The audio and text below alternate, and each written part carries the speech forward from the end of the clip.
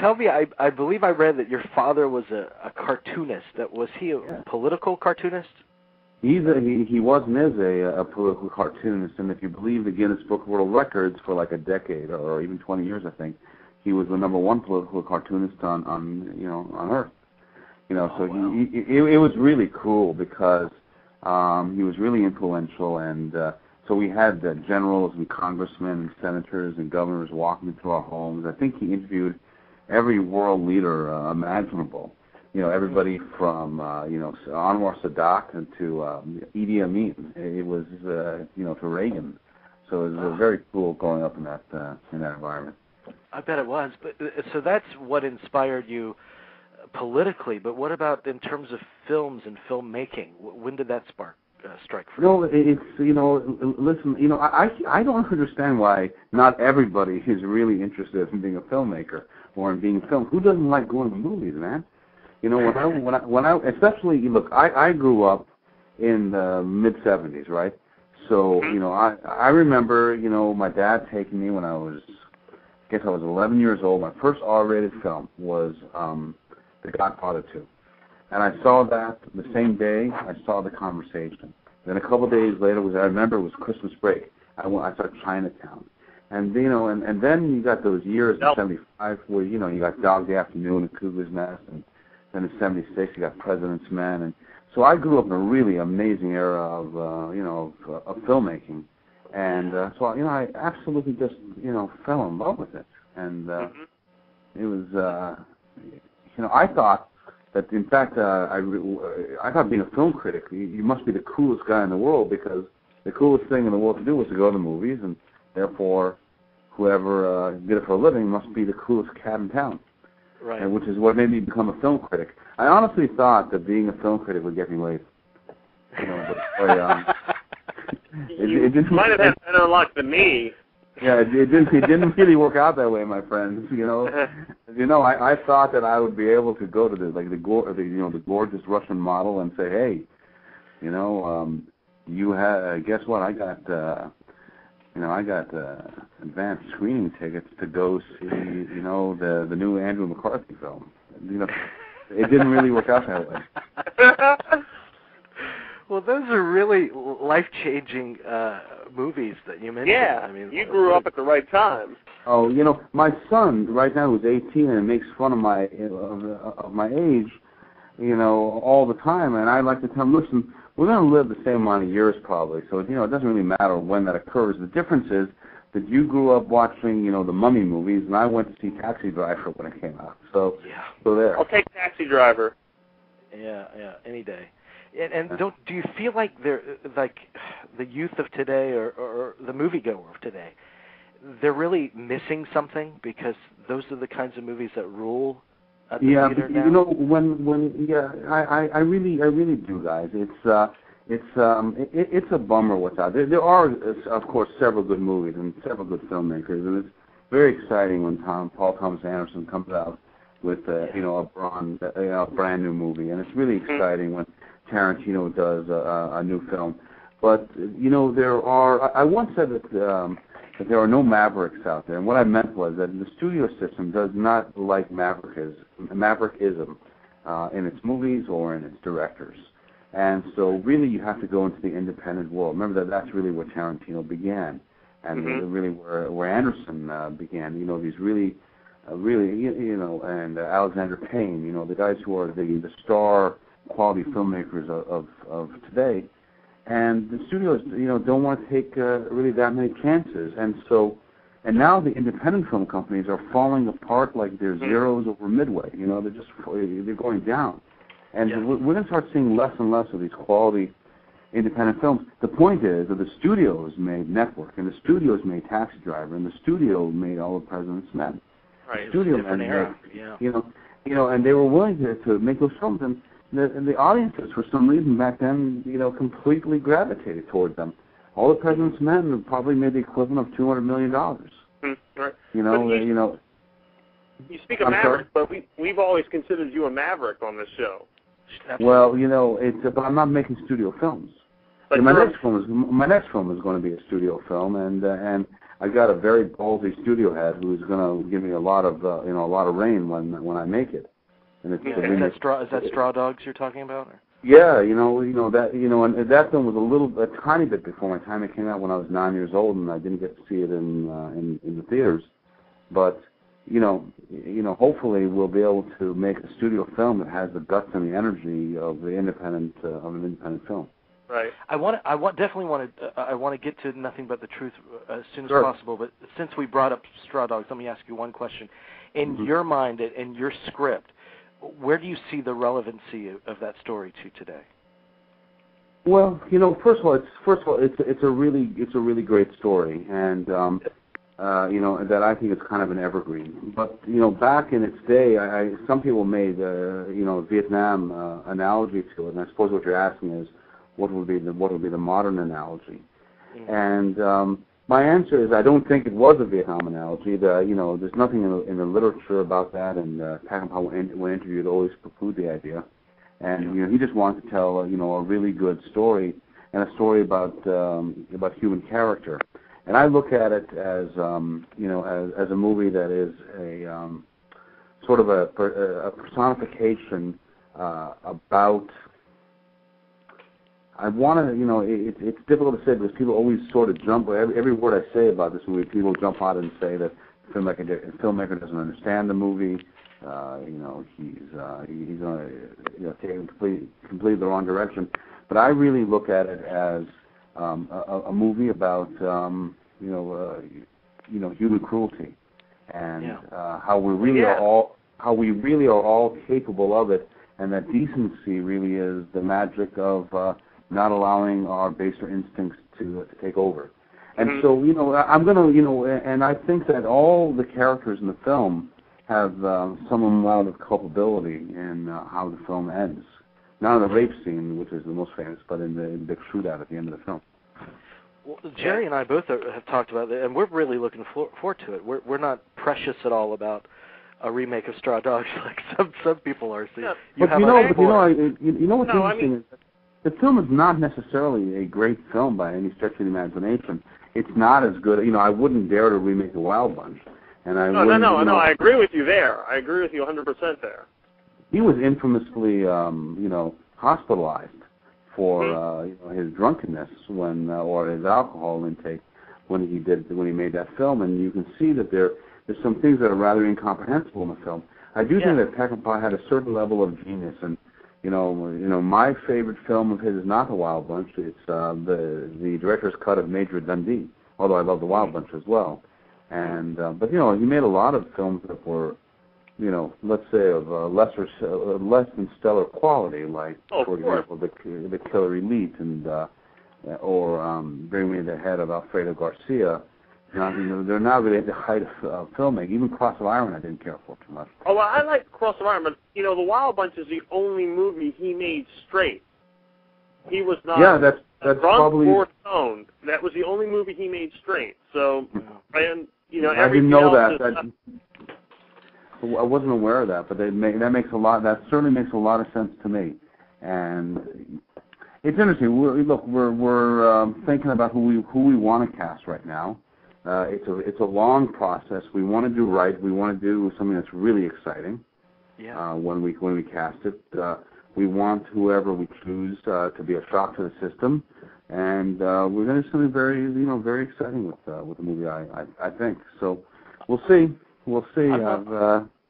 I'm terribly excited about it. I'm very curious what your take will be. Your films. You've done all kinds of films. We're talking about Straw Dogs, and you look at The Last Castle, and you look at Resurrecting the Champ. We spoke to Alison Burnett around the time of Resurrecting the Champ. Right.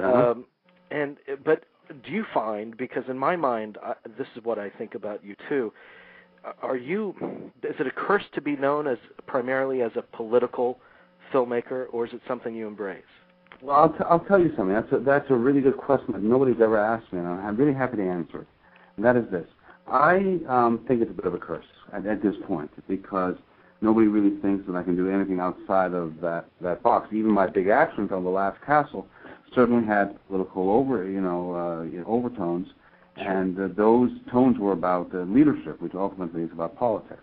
Mm-hmm. So, I'll tell you this much. I wrote a screenplay, which is the remake of Frank Capra's movie State of the Union. And we got actors started to become very attracted to it. It's a really good screenplay, but it's a political film. And I made the decision, much to the chagrin, I think, of my producers, that I didn't want to make the film because I wanted to make something that was just not political. I just couldn't do it again. Because I also have that TV series Commander-in-Chief, right, which couldn't be more political. And so that's why I made the decision to proceed with Straw Dogs as my next film. You know, and so you're right that it does become a bit of a curse. On the other hand, I'll always be employed because whenever any script comes out that has some politics to it, they go to a few people. Probably I'm in third place after Oliver Stone or Aaron Sorkin or maybe or a couple of other people. But I'm happy to be a go-to guy. I just don't want to make every film about that. It's good to have a niche as long as you can have the freedom occasionally to get out of it. You predated the Sarah Palin thing a good 8 years. What's that? You predated Sarah Palin in one sense, The Contender was way ahead of its time. Right. Well, I looked at, The Contender, a lot of people view that as a movie that used as its model the Lewinsky scandal, and really, I was looking at it more as Clarence Thomas, which is, I asked myself at the time the question, what would happen if Clarence Thomas was a woman? And a woman had to deal with all these embarrassing sexual questions, and could the country stomach it? She was your best friend. This was Runyon deposed Will's ex-wife today, and she stated that Will and I had an affair. She said that she saw her fucking holding hands, interlocked fingers with this gal, and she knew that she'd been fucking him. That's what he said. I'm sorry. It's a bad beat. I'm not sure that I get the point of all this. You said under oath that you never committed adultery. That's right. You perjured yourself. I didn't commit adultery. You were fucking Will when he was married. All right, Kate. Even the most loose definition of committing adultery would not include that. Kate, goddammit, she's right. You're right, Lion. In order for her to be committing adultery, she'd have to be married at the time. You're nitpicking in reverse now. Your husband may be an adultery, you're not. Fine. What you are is a sex-crazed home-wrecking machine. The female Warren Beatty. Although, there is an interesting analogy to Nothing But the Truth with Sarah Palin, which is, this is a movie about a woman who goes to jail to protect the source. Nothing But the Truth is. And in this movie, she more or less loses her son in the process. And people criticize her for it in the film, and also, in real life, people say, well, I would never leave my son. He must be a bad mother. And I was thinking about Palin when she first came on the scene, and everybody was talking about all of her kids and what a terrible mother. She's going to be vice president, which means she cannot pay attention to her kids. Right. And but first of all, there's there's some silliness there because the vice president has far fewer duties than a governor. However, look at Obama. Obama's got girls of 10 and 7, and nobody's saying to him, "What kind of father are you? You're going to be president of the United States while you're supposed to be raising your kids." Right. And there's a certain amount of sexism involved there, I think. And absolutely. that, and that is, Kate Beckinsale makes a big speech about that in Nothing But the Truth, that she's away from her family. Alan Alda, who plays her attorney, says, your son is growing up without you. And she tells them, listen, when men go to jail to protect a principal, they build statues to them. And when they go to war and abandon their families, they name highways after them. A woman does that, and she's, some sort of monster. And that really is, it's a bizarre thing, but it's true. And, the movie deals with it a little bit. All right. In the second half of our conversation with Mr. Lurie, he continues to discuss Nothing But the Truth and also spend some time describing his show Commander-in-Chief. It was a highly successful series, and it was taken from him in midstream and given to another high-profile producer. So let's listen to this, part 2 of our conversation with Rod Lurie. Okay.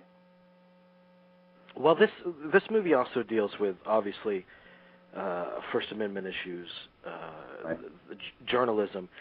Let me ask you about both of these topics, because First Amendment rights have really kind of come under fire since the administration that's now moving out, thank God. And I'm wondering, do you find that that deterioration of those rights is indicative of this administration, or that it's something in the culture where we've been moving towards that? Do you think it'll get better? I think that's an extremely interesting question, because in fact I just wrote an article for the Huffington Post that deals with this, which is this. The film has gotten, Nothing But the Truth has gotten extremely good reviews, and we're very happy with them. But there have been one or two of the misguided, so to speak. And in one of those reviews, the reviewer said, "Well, the film goes off the liberal rails." In other words, it's that the issue of the federal shield law, which would protect journalists from being thrown into jail if they don't reveal their sources. This reviewer, this woman, was assuming that it's a liberal issue, maybe because I'm a liberal. But it's not at all a liberal issue. It is, in fact, in the Congress right now, it's 176 Republicans have voted to not allow journalists to be thrown into jail. And the people that are running sort of this gauntlet are Republican Senators Specter and Lugar. So I would say that this is specific to an administration, that there's something about the culture that George Bush and Dick Cheney have sort of brewed over the years. They're so secretive, so power hungry, so unsure of themselves that they feel that they need to hide facts from the American people and do things covertly. So although it's very possible that Democrats, if they're behaving improperly, will also want to make sure that journalists don't have the ability to rat them out. Well, you mentioned liberalism, and obviously that's something that's been thrown against you and most filmmakers that attempt any kind of political themed movie. I'm wondering if you go out of your way to avoid any semblance of a liberal bias. Well, actually, the Contender was very liberal and was a very anti-Republican, and I make no bones about it, and I'm absolutely fine with it. The character played by Matt Dillon, who is the federal prosecutor in Nothing But the Truth, is a Democrat. So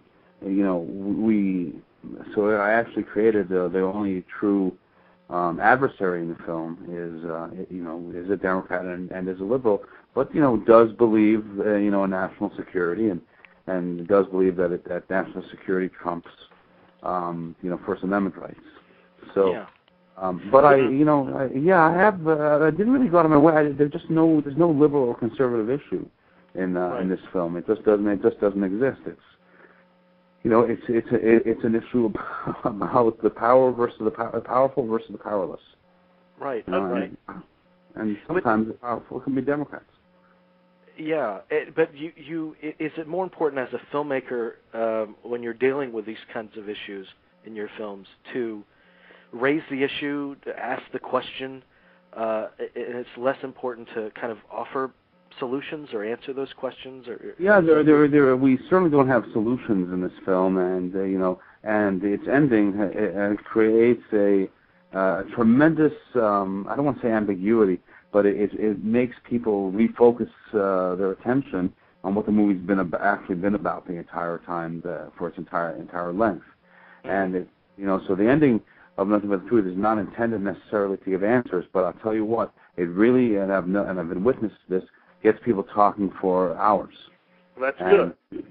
Trying to. I'm sorry. That's very good. That's very good. I thought your film is a success.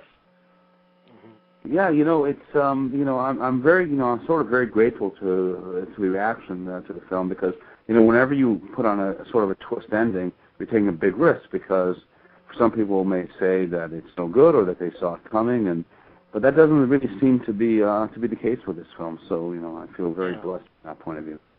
Well, the other thing is the journalism issue, and I know Kate Beckinsale, she did shadow some journalists in her preparation of this. Right. Yeah. And another shift that has occurred, possibly that correlates to this. Have you noticed more and more kind of soft journalism? I thought you were going to ask me. I thought you were going to ask me something else. Have you noticed more and more really hot journalists? And now Kate Beckinsale. And when we were on the set, the guy from Washington Post was there, and he took me aside. He said, the one real flaw you have is that, these girls, they don't look like Kate Beckinsale. And I thought, poor Kate, the poor girl, no matter what role she plays, she's not that, she's too good looking to play that kind of person. She's too good looking to be anything. You know what? She was too good looking to play Ava Gardner in the Aviator. That's true. She's too good looking to play a movie star. So it's kind of a pain in the ass for her, I think. And I think it's a real problem for her. And one of the big stepping stones for her will be to do a film in which her beauty is not exploited, as it has been in almost everything that she's done, either playing the beautiful wife or the vampire hunter in the skin tight clothes. And she's a good and compelling and charismatic actress, but she has definitely been typecast. I work for the National Desk. Okay.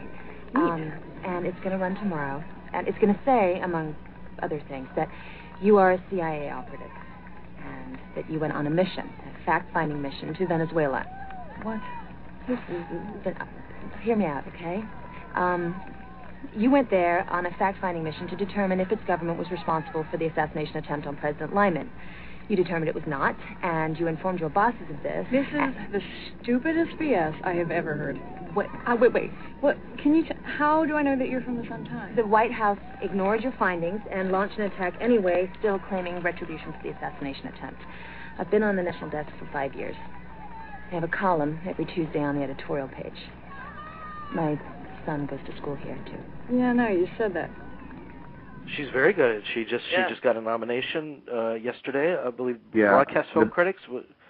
Yeah, that's the biggest critics organization in the world, really, and so we're really grateful for that. And so did the great Vera Farmiga, the CIA agent in the film. Right. Yeah, another wonderful actress, and they've both worked with Scorsese. I think I read that Scorsese was the one that urged you to go with Kate for the film. Well, yeah, he was, and it was really funny because when I called him to talk to him about Kate and Vera, in the middle of the conversation, he says to me, "Wait a second, have you offered this to Kate yet?" And I said, "No." He goes, "Well, go do it immediately." And it was really funny because it was like God telling me to do something. I hung up the phone and just made the offer. Didn't even think about all the other actresses that were on the line. If Scorsese says, he's a pretty good caster. If he says hire her, off I went to the races. Oh yeah, and you can't question that. Yeah. And he loves Vera Farmiga. I'll tell you a quick story about the woman we call the Great Vera. Sure. There's a scene in the movie where she takes a lie detector test, right? And so I brought in a real calligraphist to do the test, and he hooks her up and puts her through the control questions, shows her the machine is working, and now she's answering the questions, right? And the questions are, is your name Erica Van Doren? That's her character name. She says, yes. Are you in the CIA? Yes. Blah, blah, blah. Now the scene is over, and the calligraphist calls me over, and he says, and he's laughing. He says, she passed the test. So Vera is answering the questions and saying that she's really, and she really believes she's Erica Van Doren when she's doing the Now that's an actress right there. That's acting right there. That is. Yeah, that is. Let me ask you. She should actually become a CIA agent. She would be fantastic. I bet. Let me ask you about one other collaborator that you've worked with. Mm-hmm. I think twice now, if I'm not mistaken, and that's Alan Alda. Am I correct about that? Yes. I love Alan Alda. I mean, you see him on screen and you just feel at home with him. And I'm wondering what appeals to you about him working with him. That what you just said is really part of it.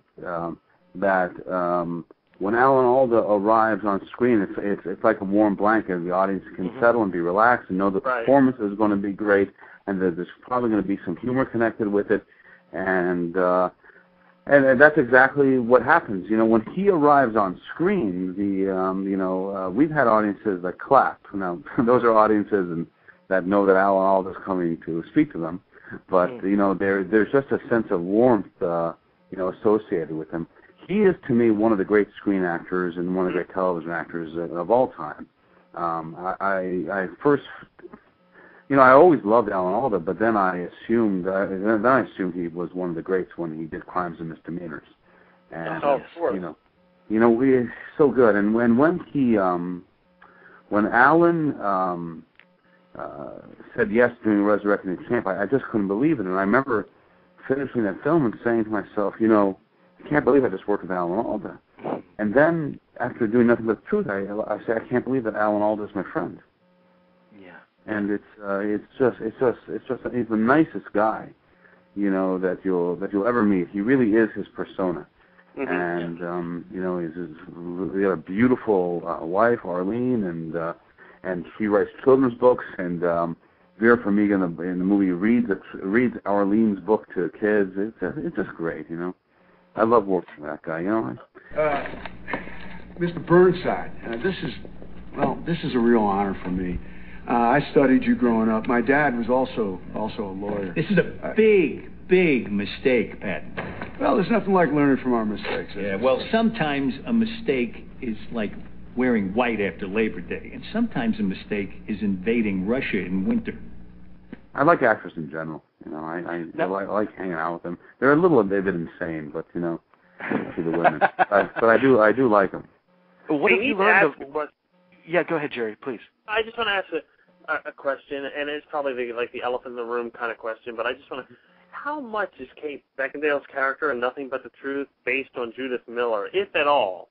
Well, it's not an elephant in the room because we've talked about it before. Here's what I would say. It's not based on Judith Miller, a lick, not the character. The situation is based on a situation that Judith Miller went through and that Valerie Plame went through. But, Kate is not Judith Miller, not by any stretch of the imagination, Right, Indeed, okay. Kate met with Judith Miller, but it's really to discuss what it was like to be a female journalist from a high-profile paper in a jail. She just wanted to get some of just some insight into that. But she wasn't there to study her mannerisms. She wasn't there to study, anything about Judy Miller, really. And I certainly didn't. Yeah, but it is a bit of thorn in my side because I didn't realize how much antipathy there is toward Judith Miller, and maybe take it out on us a little bit. We'll see. But this was actually an idea that you came up with. It was a subplot on Commander in Chief, I believe. That's right. Yeah. Thrown out by the subsequent. You're right. I was on Commander in Chief. I came up with an idea about a journalist going to jail, and I was fired from that show. Stephen Bochco came in and took over, and basically set on fire every idea that I had, and and so now there are all these ideas I got enough ideas now for the next 15 movies because. Well, that's something you got out of that. That's yeah, that's good. That's good. That was a very brutal time of my life because, the show was a massive success. Yeah. Everybody was riding high, and I get a surprise phone call on October 6th. I remember it was my son's birthday party, and telling me you need to go in to go get fired. And I remember meeting with the head of the studio, and I said to him, what do you do to the guy who gives you the number 2 new show? Does he actually get shot? I mean, I don't understand. It was baffling to me at the time, and still baffles me somewhat. It was mind-boggling to me too. Likewise, they paid for it too in the ratings. So.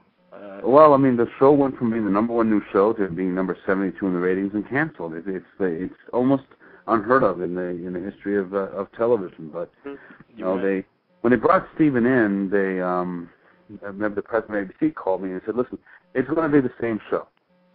Which begs the question, why don't you just keep the same person on? But I knew that it couldn't possibly be the same show because Stephen Bochco doesn't do Rod Lurie shows. He does Stephen Bochco shows. Mm-hmm. And that's not what the show was. And the audience has rejected it with immediacy. Yeah. They want it out right away. Mm. Back to Nothing But the Truth. Let me just close with this question. We talked about the response to the film and the fact that it inspires conversation, which is great for any film. What do you want that conversation to be? What do you want audiences to take away from it when they watch it? I really don't want them to. It's not a message film. It's not a broccoli movie.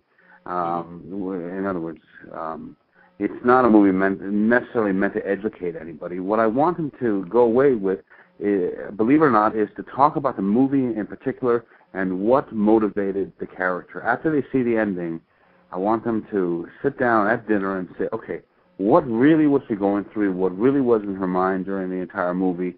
Let's go over the movie again in our mind. In fact, let's go pay tickets and go see it again so that we can sort of understand really what was going on with Rachel Armstrong. I really want them to walk away from this movie because it is a piece of entertainment, and there's nothing highfalutin about it. It's a story, and I want them to re-examine the story. Yeah, that's a great story. And Rod, let me tell you, we love your work, and we believe in you a lot. And keep on trucking. We're here for you. Well, yeah, we are. Listen, I love movie geeks. My son is one. So my son would love to have your job. I'll tell you that. Yeah, we just heard from Alan Rickman actually at the end of our interview with him last week. He said, "I want to be an honorary movie geek." So oh, really? It's spreading. It is spreading, no doubt. Let's spread the word about the movie geeks. Absolutely. Come back and talk to us around Straw Dogs time. We'd love to hear from you. Let's do it. We'll yap again after we do that movie. You tell me whether or not it worked for you or not. Okay? All righty. Okay. Thank you, my friend. Thank you. Guys. I've been a movie fanatic, since I was a little boy, and I think I remember the release of Straw Dogs. Actually, I was too young to go and see it, and my parents didn't take me to go and see it. But I do remember, it being a very controversial film. Even back then, when I was just 9 years old, I would be reading reviews of movies that I couldn't see. And I remember reading the reviews of that film, and it was in the same time as The French Connection and Dirty Harry and I think A Clockwork Orange as well. And so there, you had all these films sort of clustered together that were dealing with very violent subject matter, and it was pretty fascinating to me. But I don't think I actually saw Straw Dogs maybe until I was in college. And I was in charge.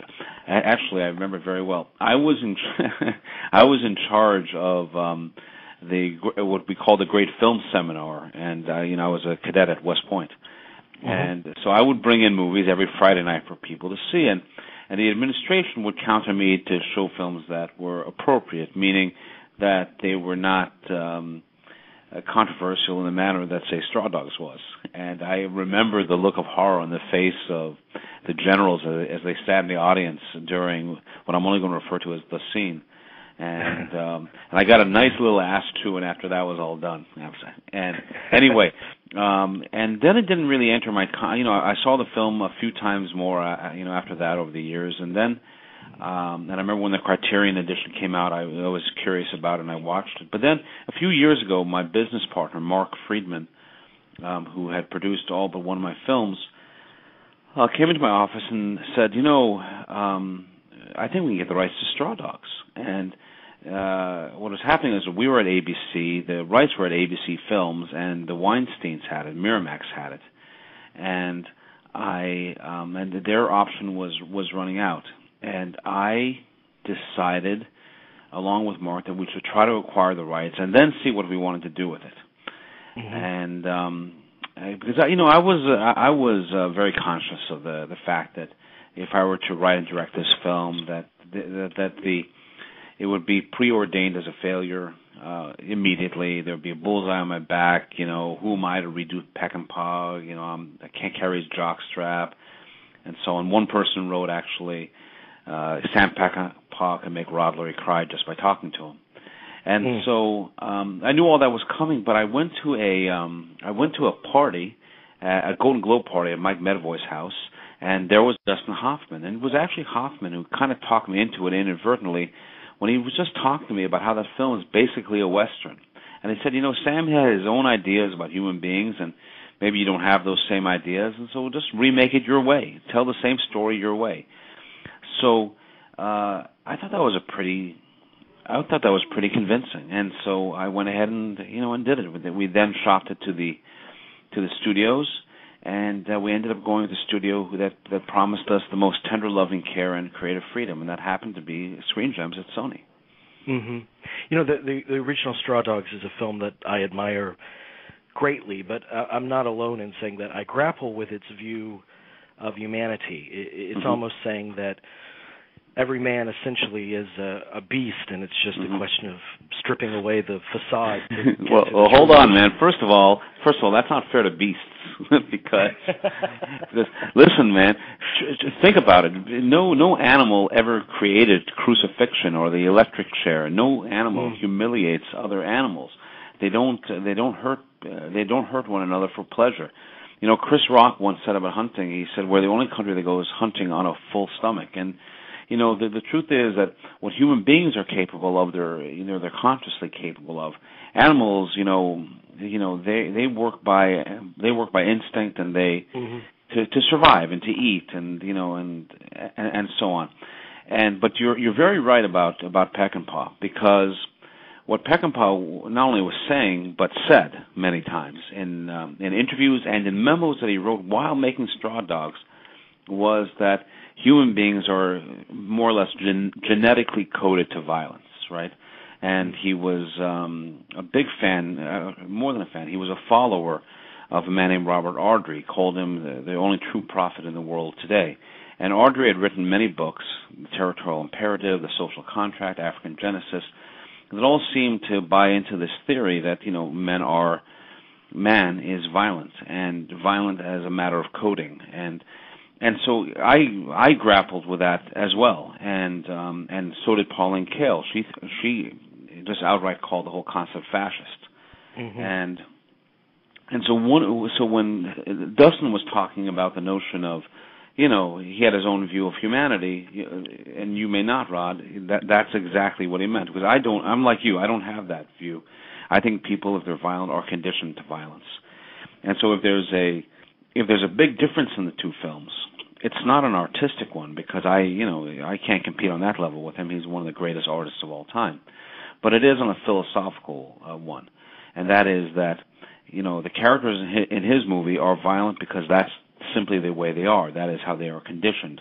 At the end of that film, Dustin Hoffman finds his inner animal, and for lack of a better term, my guy finds his inner man, meaning that he becomes violent at the end of the film only because he has to. How much do you have in your head before you start to type it out, or how much is discovered in the process of writing? Well, that's a question you have to ask on a film by film basis. It's right. I wrote a movie called The Contender over a weekend, and having no idea what the story or the subject matter even was. I just turned on the computer and wrote the words The Contender and tried to find the story from there. At other times, I'll have a beginning and I'll have an ending, and I'll know where I want it to, and I know that I have to fill in the middle. That's what happened with a movie of mine called Nothing But the Truth. But in the case of this film, actually, it's quite interesting. I wrote a very, very different screenplay than the one that audiences are going to see on September 16th. I wrote a story that was quite a bit different from beginning to end, and with different characters and different resolutions. And I remember very well that Clint Culpepper, who runs Screen Gems, read it, loved it, thought it was great, but then told me, well, we're remaking Straw Dogs. We're remaking this story, And so so I had obviously a gigantic template for my screenplay. The question was, how do I now alter it in a way that will suffice to inform, my theory of humanity? And so, boy, that really sounds arrogant. The more I listen to myself, man, it sounds like film school. It sounds like film school bullshit is what it sounds like. But the truth is, but that really is the truth. And so you want to keep the film extremely entertaining, and but you want it to also say something. Very much in the spirit of say something like the original Straw Dogs, or like History of Violence, or Eastern Promises. Bonnie and Clyde. Movies that were very entertaining, and you never took your eyes off the screen, but you were also subliminally getting some sort of art message from the filmmaker. Well, the film scandalized people because of its violence, and we've been so inundated with violent imagery in the 40 years since, and kind of numbed by it. how did you go about depicting the violent nature of that premise and to do it responsibly? Well, you know what? Give me that question another way. I'm not sure I actually follow you. Well, I'll rephrase. As viewers of your films, I mean, I'm a great admirer of your film. This movie definitely seems to be a little outside of your comfort zone. Right. Let me ask you, have you seen the film yet? I see it Wednesday night. That was the first screening that they had here. Yeah. Okay. Right. Yeah. It's definitely it's definitely not outside my comfort zone, but it's outside what is perceived to be my sweet spot. And I am and I'm very excited about that, actually. You know, I did make sort of an action film with The Last Castle back in the turn of the century. But I was, you know, really excited to be able to do something in a way this overtly commercial and this audience pleasing. There's some. I have to tell you that, you know, I've gotten, you know, a fair amount of critical success over the years, and I've had some people take their shots at me. But mostly it's been good. I've been satisfied. But the satisfaction of being in a theater and having people going just, you know, fucking nuts at the end of the film is pretty amazing. I remember, you're probably too young to remember this, or to have seen Fatal Attraction in theaters, but I did. You did. Well, at the end of that movie, remember that, you know, the audience is going absolutely, they're flipping out. You know, and that's what's happening at the end of our film. The audiences are flipping out. And I think that you probably will see that when you see the movie on Wednesday night. They're going apeshit. And I love it. And usually, you know, when I sit in the theater, I don't like it when people talk, but I do like it when they talk in my film, because when they're screaming at the screen to not go in that room, or to shoot him, or to, you know, or tell him, or, you know, whatever they're screaming at the screen, it means they're very involved in, you know, in the film. And I'll tell you, sweet spot or not, comfort zone or not, somehow it all managed to work out, I think. Yeah.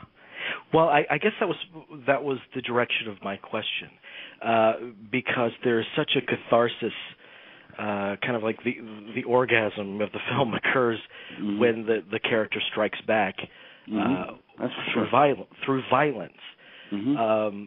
How, were you comfortable with that dynamic, and how did you choose to portray violence? Well, I wouldn't say that listen, it is a violent ending, but I wouldn't say that he's striking back through violence. He is standing up for himself in the only way that is possible at that point. You know, you will see that there's a running theme in the film of the Battle of Stalingrad, and that battle was probably the most important battle of the 20th century, maybe of all time, was fought not just by the Red Army, but also by, you know, the citizens, the women, the children of Stalingrad, using, you know, brooms and bricks, and, you know, and stones, and whatever they had at absolutely whatever they had at their disposal. And, you know, that's not insignificant, you know, and that's sort of what happens to our character at the end. He only uses what he has at his disposal to win this battle. He uses his brain because, you know, he's more invested in this because he's surviving, you know. But it doesn't mean, right, that he is therefore, you know, biologically inclined to violence, which was the suggestion that Peckinpah was making about Hoffman's character in the film. Right. This had to have been a challenging film to cast, because these characters are very I mean, they're very challenging for the actor, and they feel a little dangerous, I would think. Well, yes. I mean, the first danger, you look at them on a one-by-one basis. So you got James Marsden in a role that was played by one of the greatest actors in the history of movies. And, you know, that's obviously a challenge to him and obviously frightening to him. But, you know, I made a very conscious decision not to go after the actors that we thought were from the Dustin Hoffman school of acting. Right. We didn't go to to that regular group of sort of the intellectually oriented actor that there's so many of actually today. You can see the influence of Hoffman's acting on so many different people. Instead, I went more to the sort of Robert Redford, Paul Newman school of actor. somebody extremely comfortable in his own skin, very, obviously very good looking, and more, if Hoffman was playing sort of a nebbishy New York intellectual, this guy is sort of like a Ivy League educated Greenwich Country Club sort of guy, who makes it even more difficult to like when he comes into this southern town with his beautiful blonde wife who was from that town. So that was a very specific decision, and Marsden didn't have as much load to carry as somebody from those Hoffman alikes would have been. Kate Bosworth, who plays Amy, obviously has some very difficult scenes to pull off in the film, and she does them absolutely beautifully. But it was very difficult to cast that role for Peckinpah. He was at first obviously looking for a name actor, but none would do it, and I thought we'd have the same problem. But I remember very well when Clint Culpepper, who runs Screen Gems, said that he wanted Kate to play the role. I said, well, she'll never do it, and because our history tells us that name actresses will not do this role. But he said this actress, who he knows very well, he said she's got a particularly high amount of courage inside of her, and so I thought, okay, well, let's give it a crack, and she was in more or less right away. I mean, we had several hours of talking before she agreed to do it, but she, in the end, she did it, and she did it beautifully. I think she does it absolutely beautifully. And Skarsgård is the most interesting because that may be one of the toughest roles to cast, because you're asking an actor to do something that not many men like to do on screen, and it's. Although I have to say, when you look at Skarsgård on screen, I've never seen such sort of walking sexuality before. He is just brimming with it. It's like Brad Pitt and Thelma and Louise. Yeah. He was a guy that we had frankly heard that he had been testing for Thor, and that's how it sometimes works. You hear where people are testing, and for what movies that they're testing, and they become attractive to you because others are starting to see things in them. It begins to say something about where you're headed. And anyway, I met with him. I had seen him. I had never seen True Blood, but I saw him in something called Generation Kill, which was an HBO series. And when I met with Alexander, he doesn't. When you meet him, he's not. He's not rugged, shall you say. He's very Swedish, and he wore all this all white linen clothing, and he's had the very long blonde hair, and it wasn't the most aggressively masculine look that you could have. And so I was a little unnerved at first, but he assured me that he had what it took, and then we agreed to put him in, and we got him at a great bargain, and now he's one of the biggest stars in the world, or growing that way, certainly. And that's another aspect of the film I wanted to discuss with you, is you've kind of changed up the culture clash in the film because your film is set in the Deep South. Right. How knowledgeable were you about the Deep South? Well, I've lived there. I lived in Alabama, and I lived in Tennessee, and Richmond, but let's say that sort of Alabama and parts of Tennessee are about as deep as you can get into that culture. So I knew it pretty well. And by the way, I love the South, and I one day may live in the South. I just think it's a beautiful part of our country, and I really like the people and so on. But one of the things that, first of all, sending it, there really was no point in sending it in England again. I don't, although I did live in London for a little while, I'm really no expert on that culture back there at all, and don't think I could become accustomed to it. And that truly has been done. What I really liked about shooting it here was, it makes it much more relatable, not just to American audiences, but to international audiences who have seen the South portrayed many, many ways and many times. So there is a certain comfort level there. Also, I think that that part of the world, that kind of town, which does exist, also fulfills this philosophy of conditioned violence, because it's a town where there's football and there's hunting and there's preachers talking about a violent, very pissed off God. There's bar fights. You know, it's part of it's violence is not that shocking down there. It doesn't mean that everybody down there is violent, but it makes it a little bit easier to do when you see it as part of your everyday life. And so I thought that would be kind of interesting. Was it a challenge, or not necessarily a challenge, but kind of a mandate of yours to humanize those characters in your film so they don't come across as just mere thugs? Right. Well, I think that in particular the character that Skarsgård plays is very humanized, and I'll tell you something else. It's the one area where I will brag, and I will tell you that I think that we topped the original film. I think that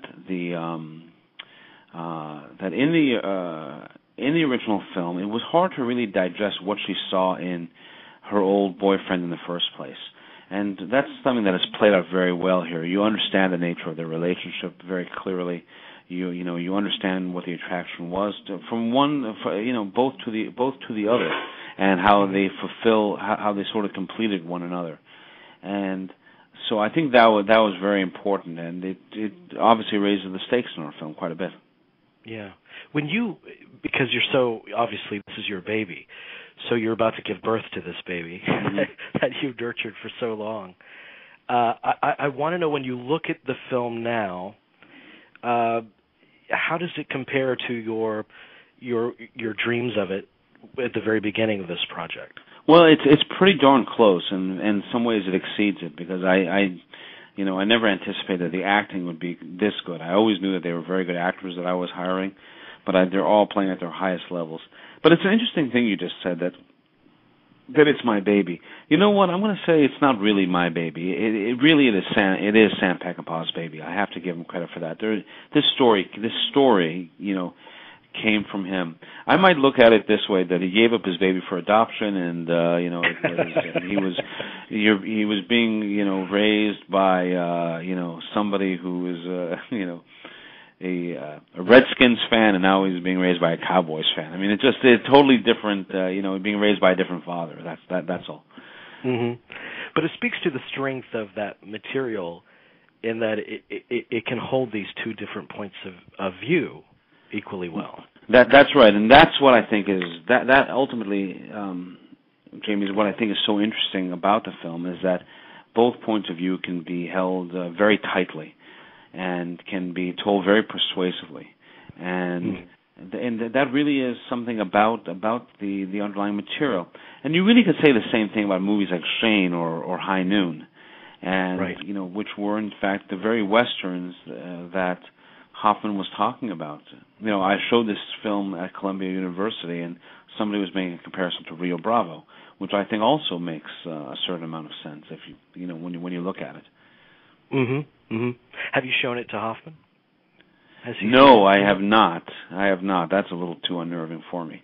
But it was funny. I was at an Oscar party, the last Oscars, and Hoffman was there, and I introduced him to Bosworth, and just extemporaneously he says, you could play Susan George in the Susan George story. Wow. And wow, that's amazing. And then Marsden was at the same party, and I tried to bring Marsden over, and Jimmy didn't want to meet him because he was scared that maybe Hoffman would be angry at him. So I joked with him, and I said, hey, man, you're the only person on planet Earth that's worried about getting his ass kicked by Dustin Hoffman. Oh, that's great. That's great. I think if Peckinpah's not alive, maybe he'd want to kick my ass, although I think we'd have it out pretty well together. Oh, I think you're a terrific filmmaker, and let me tell you, the Contender and Nothing But the Truth are my two favorite movies from those years that they came out. Thank you very much. Oh, thank you very much. Yeah, they mean a lot to me. I love them with all my heart.